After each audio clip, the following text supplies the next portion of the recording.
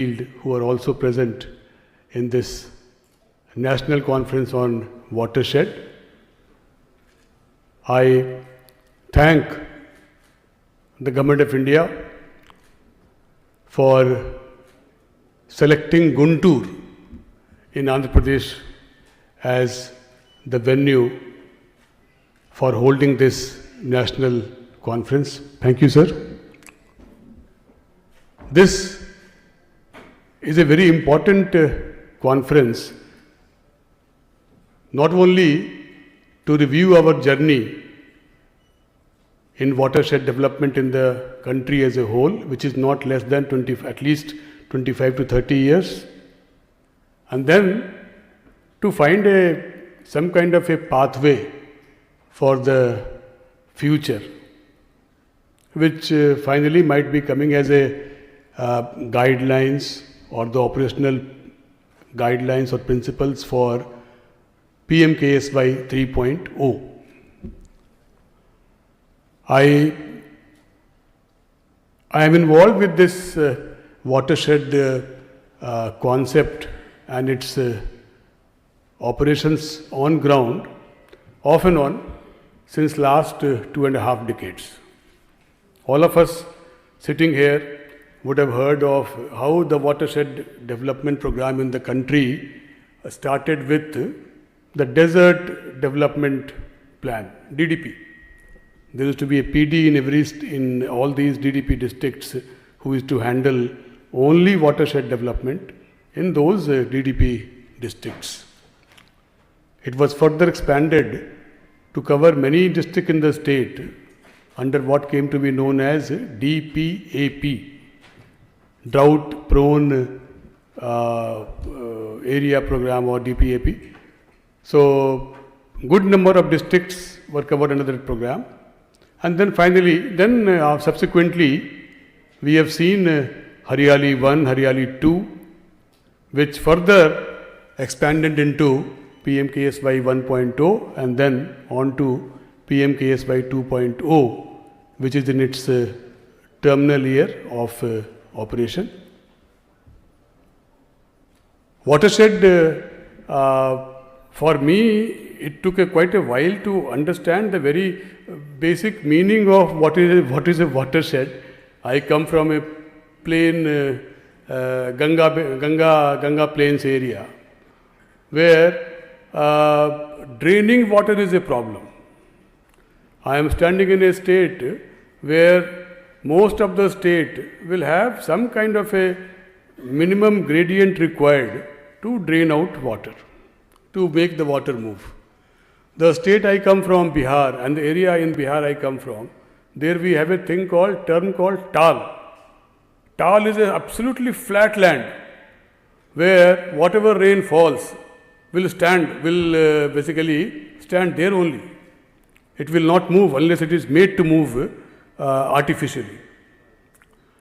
So there are different models of watershed development, watershed treatment, but then the ultimate objective is to ensure that farmers who depend upon these lands, their income improves. People living in these areas who do not have land, their livelihood improves. Our overall environment is positively impacted, and in general there is more crop per drop. Now some people are calling more dollars per drop. So there is quite a bit of conflict there, because when we talk about watershed development, we talk about how to ensure that crop yields improve, farmers' livelihoods improve, all based upon the lands. But then watershed development is a perfect marriage of land and water. All of us know that. There is a conflict in the sense that some people say that why do you bother only about land improvement from each drop of water that falls? Why don't you focus on how much more each drop of water can achieve in terms of allotting that water to industrial development, to commercial development, to many other water uses. I think that is one area which has to be in fact harmoniously integrated in whatever plan we make for the future PMKSY 3. More crop per drop must be the defining feature. We also must start looking at more dollars per drop. That is just a thought which I am sharing with the group, and then we will be, of course, joining in the technical sessions also, where we will be having more discussions on this. I would request all of you we have also organized a visit to one of the pilots that we have taken up as a part of this national workshop, national conference, which is rejuvenating a water body, rejuvenating a percolation tank, to be more specific, on a sustainable basis, which means that the future upkeep of the rejuvenated water body should come from the revenues that this kind of rejuvenation will be yielding to the Gram Panchayats or the local bodies or for the local communities. I would invite all of you to have a close watershed kind of look at this very small pilot that we have done. And the inspiration for the pilot, if I must share, is our Minister of State, Shri Pemmasani Chandra Sekhar Garu, which also happens to be his native constituency. So it is at his entirely his initiative that this pilot has been taken up as a part of a pilot which might give us a direction for PMKSY 3.0. So with this, I welcome all of you once again, and I also welcome you to visit the tank renovation work that we have carried out in the nearby area tomorrow. Thank you all. Thank you so much, sir. Ladies and gentlemen, it is a privilege and honor to invite on dais a distinguished officer and a dynamic force behind the Department of Land Resources, Government of India, which is the nodal agency for implementing flagship programs like the Watershed Development component of the Pradhan Mantri Krishi Sinchai Yojana. His extensive experience in public administration, coupled with a deep commitment to rural development and environment sustainability, has been instrumental in shaping policies that are transmuting into tangible impact onto the ground, transforming dry lands into fertile landscapes and securing livelihoods for millions. Please join me in extending the warmest welcome to Shri Manoj Joshi Garu, IAS, Secretary, Department of Land Resources, Government of India, with a huge round of applause, ladies and gentlemen.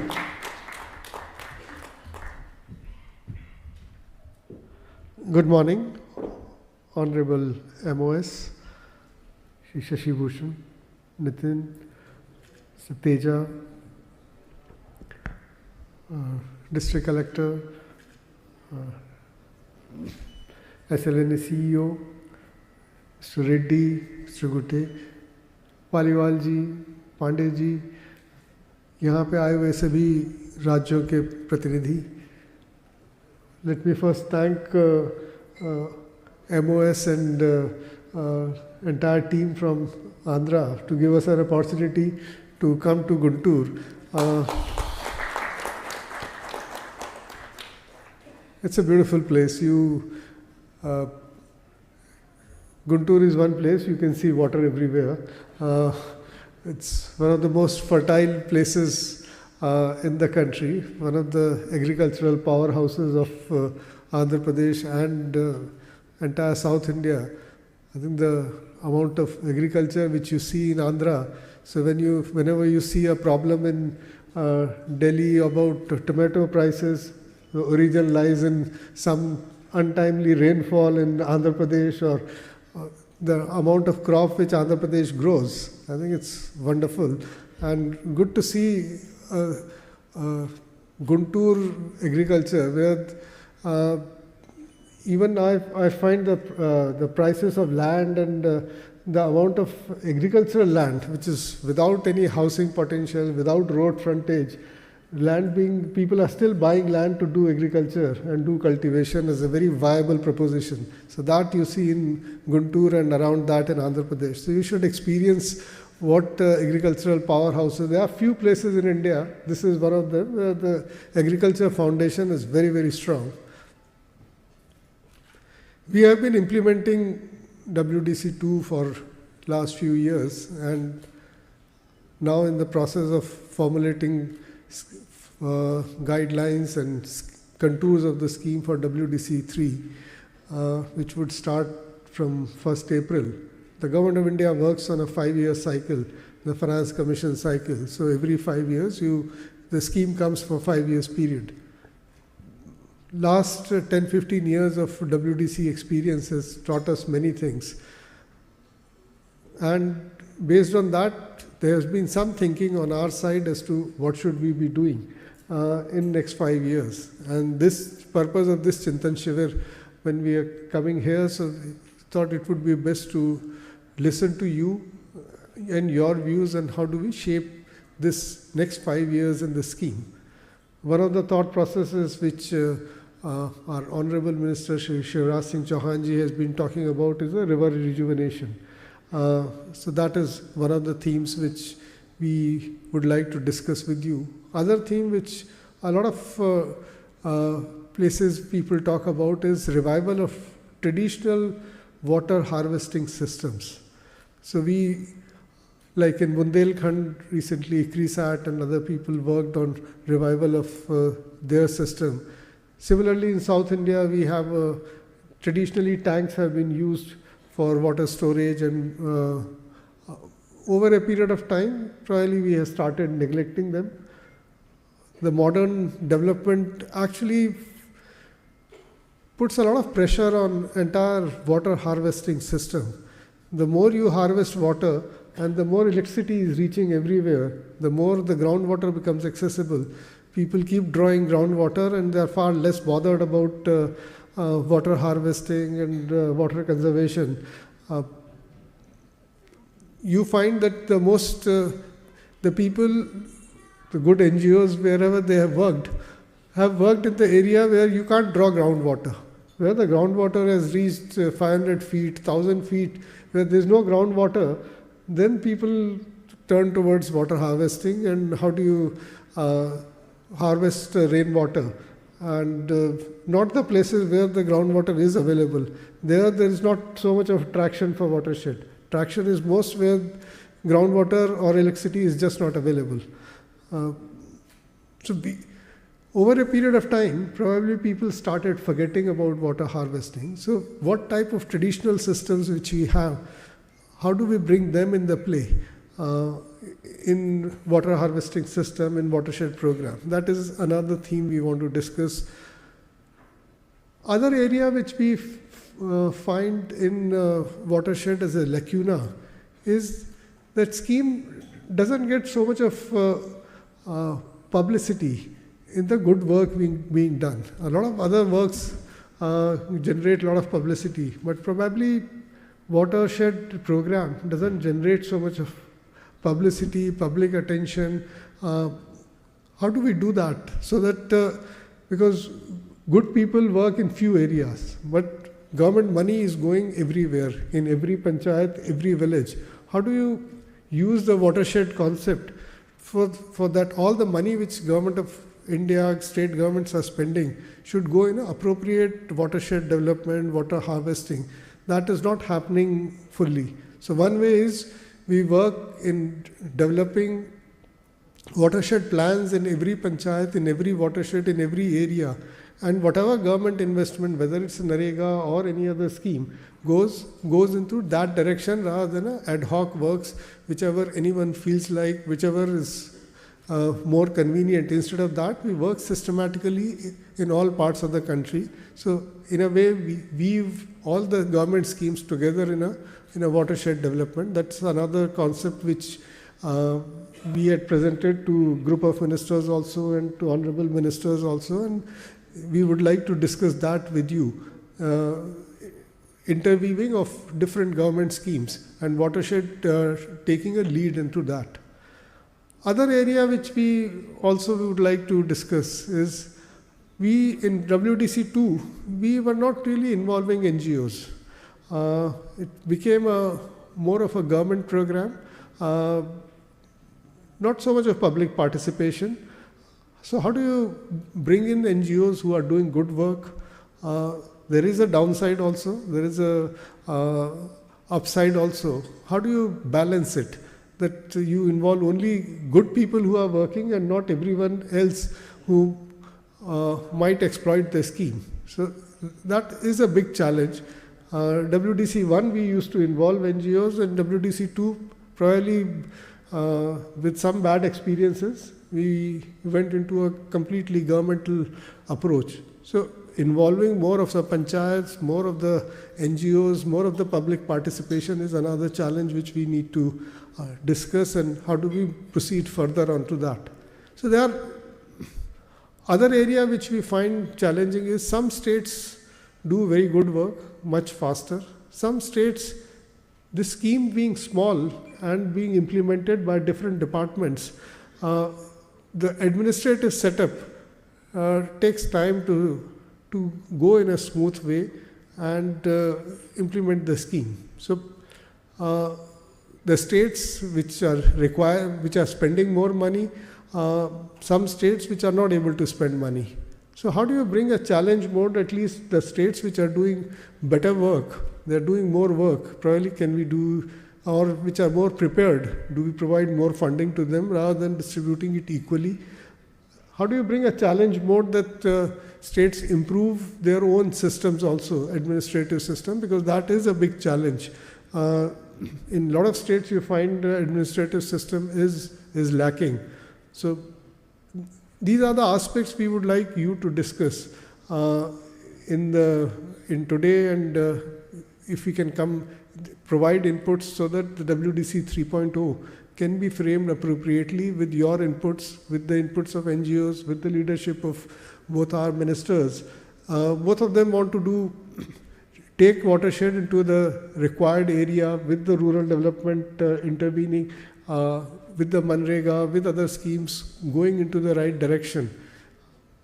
Honorable MOS has already worked for last few days on a model watershed project here, which tomorrow you would like to show to all of us.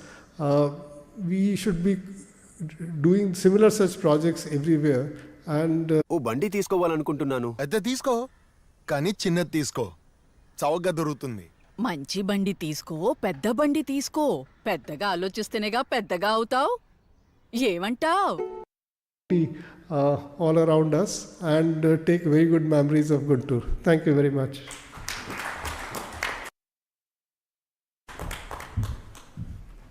Thank you so much, sir. Ladies and gentlemen,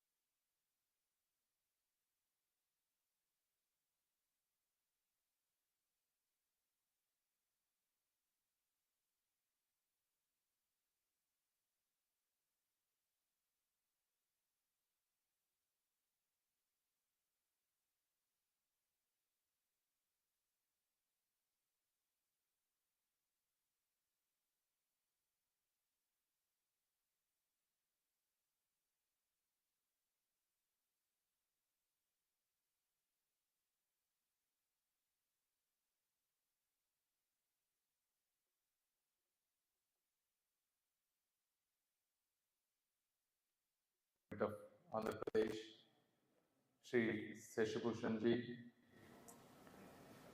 and the person who is single-handedly hosting this entire thing, Sri Nitin Kadeji, Joint Secretary, Watershed, and on the ground, boot work is being done by our people, Sri Krishna Teja, Commissioner, Rural Development, and our collector, Sri Tamim Ansariji, District Collector, and Shanmukji, who has been working, I think, day and night to show you what we are doing for tomorrow, and Sri C.P. Reddy ji, and Sri S.K. Mohanji,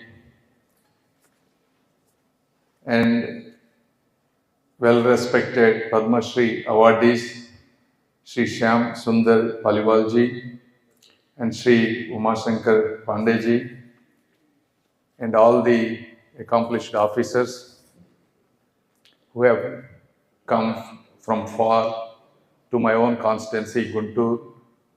Thank you so much from the bottom of my heart to all of you. It's a proud moment to host this conference in my own constituency in Guntur. This is actually a third rural development related national conference that's being held in Guntur area, especially in Andhra Pradesh. The reason we wanted to do these things in Guntur or in Andhra Pradesh is actually to support the government of India. If you look at Modi ji, he has been working tirelessly hard, coming up with excellent schemes that uplift our entire country and make it to Viksit Bharat. But the implementation of those schemes is what matters at the end, and that is what going to change it. So, under our visionary Chief Minister Sri Nara Chandrababu Naidu Garu and our Rural Development Minister Sri Pawan Kalyan Garu, with all of us being here, we wanted to be the role model to take these things forward, so that at least whatever we could contribute to the nation building will come from Andhra Pradesh. That's the reason why we take these things so seriously. And if you look at it, all our department people, rural development people here, from secretary to everybody, director level, for the last, we only gave 15 days to create this entire pond beautifully, to showcase our vision. They have been working extremely hard to show what our vision to the rest of the India, and hopefully it could be a landmark event in the Watershed program. So that's one thing in the outset. And then if you look at it, the Watershed, Manoj Joshi ji was right, a lot of people, for example, he himself is an exceptional officer, I know about his story and all that stuff. But all the good work that they do may not translate into the public perception, which is an injustice for the people who are genuine, hardworking, and want to really contribute to the India's development. So, how can we do that? And this is the reason why we came up with all these ideas and how we want to take it forward. But if you look at India's story, it has always been written with monsoon ink. Our prosperity rises with rain and falls when it fails. And 3/4 of our annual rainfall comes between July and September, just in 4 months. So we are uniquely dependent on how we capture, store, and use every drop of water that comes. And if you look at it, the data of India, water is getting tighter. An average annual per capita water availability is estimated should be at least more than 1700 cubic meters. If it is less than 1700 cubic meter, the place is considered water stressed. So according to 2021 estimates, our per capita is 1486, approximately 1500. So already 4 years ago, we were started to be under water stress region already. And by 2031, it is estimated to be 1367. So it's going to go down even further. And if you look at it, 4% of the world's renewable, only 4% of the world's renewable water is available in India. However, we cater to 18% of the world's population. You see the difference. This is why in 2016, when drought hit, it hit almost 330 million people, that is 33 crore people. So the cost of inaction is huge. You know, it worsens floods and drought in the dry area, accelerates soil erosion, saps farmer incomes, you know all this stuff, and triggers urban water crisis. So understanding these problems, our Honorable Visionary Prime Minister Shri Narendra Modi ji has made this water security as a national security and recognized this and came up with all these wonderful schemes. And if you look at the watershed management, Pradhan Mantri Krishi Sanchay Yojana 1.0, obviously we have, wherever we could do effectively, the results are obvious. And whatever the investment we did through the government, it created at least 6 times production, close to 20,000 crores of output. Farmers' income has risen 70% in those areas. Milk production has increased almost 40%. The number of crops farmers sow is 3 times. It used to be only 1 crop, now 2 or 3 they are doing. The groundwater level has increased more than 3 meters. So these are all the obvious results that we could see in these areas. And since the watershed 1.0 was successful, the 2.0 was extended from 21 to 26. We invested almost 13,000 crores, both central and state share, resulted in 1,200 projects on the ground, covering 50 lakh hectares of the land area. And to involve the people into these programs, last year under our Honorable Cabinet Minister Shri Shivraj Singh Chauhan ji, we unveiled Jan Bhagidari Yatra so that it can, village with the vans and the awareness goes to the villages, and it covered almost 8.5 lakh farmers. And so these are the things, obviously, wherever they have done effectively, it worked. So when communities lead, change follows. This has been shown. And why certain things, even though we have been doing good in certain areas, why these things are not taking off? We all have to introspect. Obviously, there are so many reasons. For example, at least, me, I usually, I built a business, so I understand why certain things really don't work and why certain things take off. So there are several reasons, right? Government departments work in silos rather than integrated work.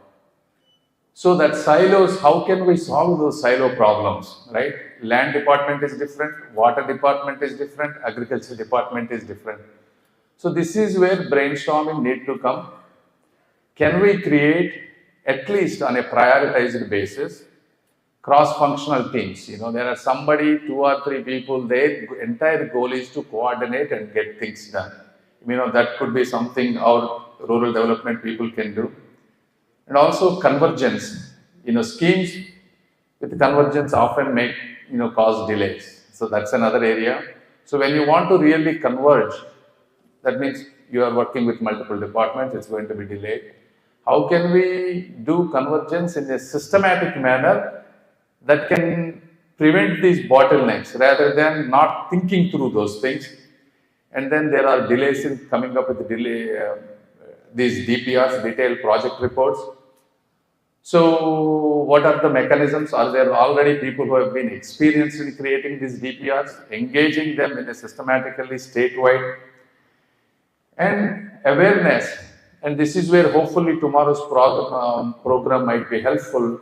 Most people cannot visualize the benefits of these projects. They are happening remotely to certain areas. The effects are long term. They cannot see those things. And they consider these as a temporary labor schemes rather than a long-term resource enhancement. How can we do that? And then, even when we do in certain areas, the other problem is maintenance. We spend money and in the long run, they don't get well maintained.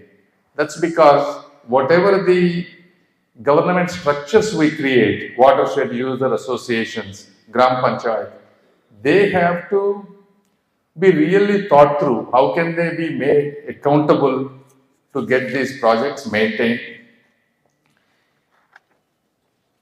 And probably another most important thing is funding ratio, 60-40. Central always has somehow gets the money, but the state, when it comes to states, certain states have issues, certain states do better. For example, in my own Andhra Pradesh, last 5 years, nothing, not nothing, quite a bit was not done. Then we came back, we cleaned up all of that. Now we are coming up with the funding of that 40%. So we're able to move some things forward. And if you look at our own state, we're building a beautiful new Amaravati capital where these watershed kind of projects, ponds are actually being pre-built, thought through those things. So I agree, it comes with the right leadership to understand these kind of things. But in any way, now we are working on the 3.0. I think this is where, what I believe, the reason people are not participating because they cannot see, it's far from them. But if we can come up with a strategy, prioritized strategy, identify all the villages that have more than 10,000 people. I looked at it, there are coming around 5,000 villages. And if you look at more than 5,000 population villages, they're coming around 20,000. So together, they're probably around 20 to 25,000 villages. If you can create these water bodies where the villagers can use day to day, that is what tomorrow they're going to be a walking track, there will be a children's play area, there will be an open gym for people, and there are automated solar lights, there is an open auditorium. All of these we were able to do under 1 to 1.2 crores. This is something, if the states can come up with, the central can come up with some scheme, these ponds have to be close to the village habitations. So they can see this and they can maintain it even if you invest. And these, obviously you cannot do these alone because you want to promote in the drought areas. So how can we link, if a state does a good job in those drought prone watershed areas, maybe 1 to 2, 1 to 3. If you do one of that, maybe 3 can be given to these. So this kind of prioritized strategy and obviously linking with some convergence with Manrega might be valuable, and hopefully that can give a lot of visibility. I can see the visibility right now. Joshiji, we created this water body within last 10 days, right? I went there a couple times, we presented, we put it in social media. I am happy to tell you more than 250,000 people in Telugu states have visited just this project. And there are people are so happy. This is what we need, kind of thing. So obviously, whenever we do the things that people want, you will get the visibility. So that's my sincere suggestion for all your hard work and everything. If there is a way we can take this forward to these 20-25,000 every year, maybe 5,000, it wouldn't cost us much. We can, per acre, based on this model, this is a 20-acre pond, but not all villages have 20 acre. They probably have 5 acre, 10 acre. So we can come to a rough estimation of to do a similar model per acre, and then we can put it into the projects and hopefully can take care of those things. So with all the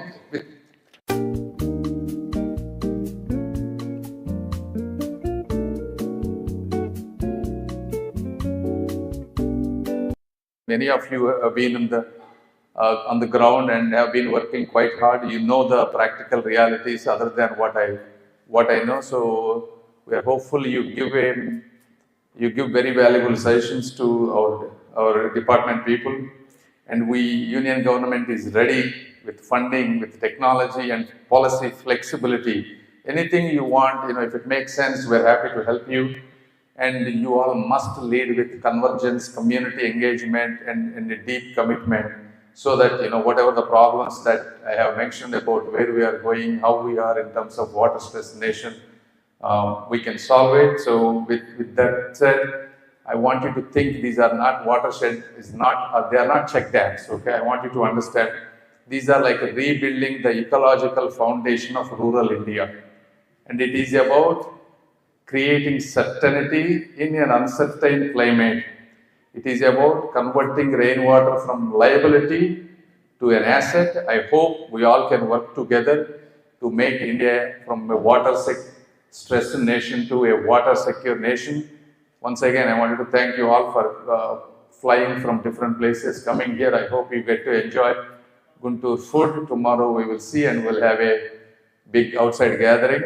And I wish you pleasant time in Guntur. Once again, thank you so much for everybody who is involved in making this program successful. Thank you. Thank you so much, sir, for the visionary insights.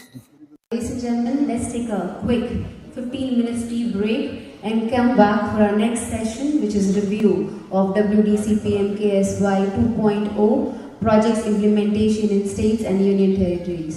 So I'll see you back in the next 15 minutes. Thank you so much, ladies and gentlemen.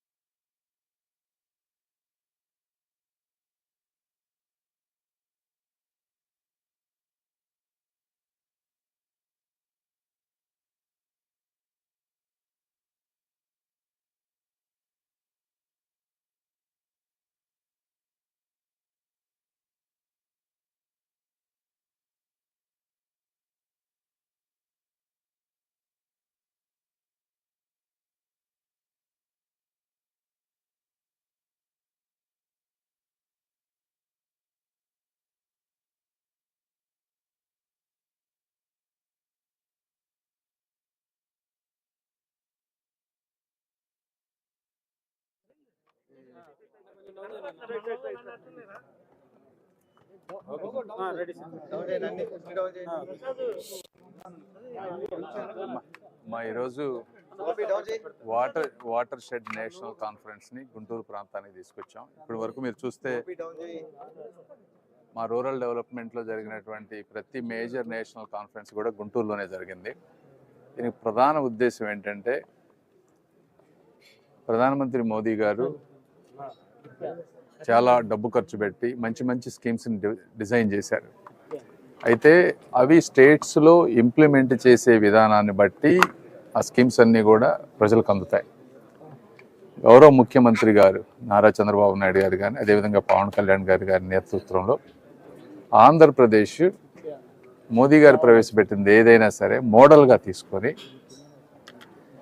మేము ఇవి చేసి చూపిస్తాము, ఈ భారతదేశ నిర్మాణంలో ఆంధ్రప్రదేశ్ ఒక ముఖ్యమైన పాత్ర పోషిస్తుంది అనే చెప్పే ఉద్దేశంతోనే ఇట్లాంటివన్నీ కూడా తీసుకొని మేము చేస్తూ ఉన్నాం. ఎందుకంటే 10-15 రోజులు ఇది ఇక్కడ చేద్దామని డిసైడ్ అయిన తర్వాత 15-20 రోజుల్లో ఒక బ్యూటిఫుల్గా మోడల్ పాండ్ చేయటం కానీ వీళ్ళందరికీ సౌకర్యాలు చేయటం కానీ ఇవన్నీ చాలా శ్రమతోనూ డబ్బుతోనూ కూడుకున్నటువంటి పరిస్థితి. అయితే మా డిపార్ట్మెంట్ అధికారులు అందరూ కానీ అదేవిధంగా డిస్ట్రిక్ట్ అడ్మినిస్ట్రేషన్ కూడా ఇంత కష్టపడి ఇవన్నీ చేస్తున్న దానికి కారణం ఈ భారతదేశ నిర్మాణంలో ఆంధ్రప్రదేశ్ ముఖ్యంగా గుంటూరు ప్రాంతం భాగం అవ్వాలనేది మా ముఖ్య ఉద్దేశం. అందరూ హ్యాపీగా ఉన్నారు. రేపు మనం ఆ పాండ్ అదంతా రేపటి క్లియర్ అయిపోతుంది. రేపు వెళ్ళి రేపు బహిరంగ సభలో మళ్ళీ ఇదే ఇంకోసారి మాట్లాడతాం. Thank you.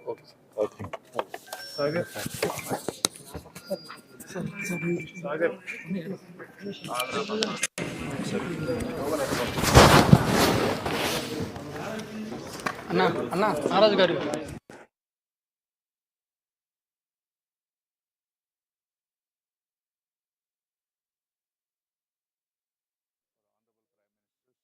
Modi ji has been devising excellent programs to take India to the next level and Vikasit Bharat by 2047. But whatever the schemes that the union government devise, states have the equal responsibility to implement them effectively. So, under the leadership of our visionary Chief Minister, Sri Nara Chandrababu Naidu garu, we want to take all of those as pilot projects. We want to be the pilot state for anything that they want and show them how an effective implementation can reap the benefits. Therefore, the entire state, including especially Guntur, we want to be part of Vikasit Bharat process. So therefore, all our officers have taken so much time, effort to organize these things in a short period of notice. So therefore, I thank them. But this is our intentional effort to make India a successful and a wealthy, prosperous country in the next coming years. Thank you. What's your strategy, sir? How you are able to achieve all these things? Because this is the third time, I think, the national seminar is happening in Guntur. How you are able to do it? So again, it's a proactive nature of our entire state machinery under our Honorable Chief Minister, sir. We are all willing to put extra work, effort, and our people are ready to do that work. And, it's just a culture change. It is about inspiring leadership. It is about, we want to lead that mentality. So, obviously, my union government officials are very good, and they also know wherever the work gets done, it is their priority as well. So, if somebody is well receptive, obviously there will be a win-win for everybody. Thank you so much.